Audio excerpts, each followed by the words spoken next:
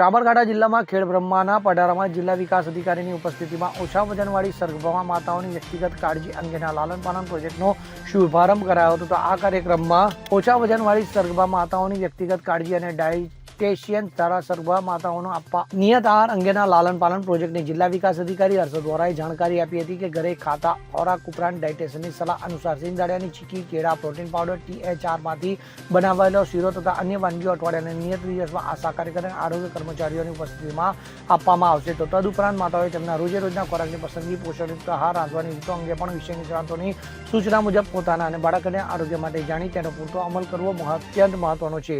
તો ઓછા વજન જોખમ ધરાવતી સગર્ભા માતાઓને ડાયટેશન દ્વારા સૂચવેલ ખોરાક મુજબ નિયત આહાર આપવાથી સગર્ભાવસ્થાની સામાન્ય પરિસ્થિતિ લાવી શકાય છે અને તેના જોખમમાં ઘટાડો કરી શકાય છે. તો આ કાર્યક્રમમાં RCHO ડોક્ટર દેધેટિયા, તાલુકા આરોગ્ય અધિકારીઓ, ન્યુટ્રિશન ઇન્ટરનેશનલના મનોહર વિશાખાબેન ગઢવી, સ્થાનિક અધિકારી, કર્મચારીઓ, પીયર એજ્યુકેટરો, સગર્ભા અને ધાત્રી માતાઓ સહિત ગ્રામજનો ઉપસ્થિત રહ્યા હતા.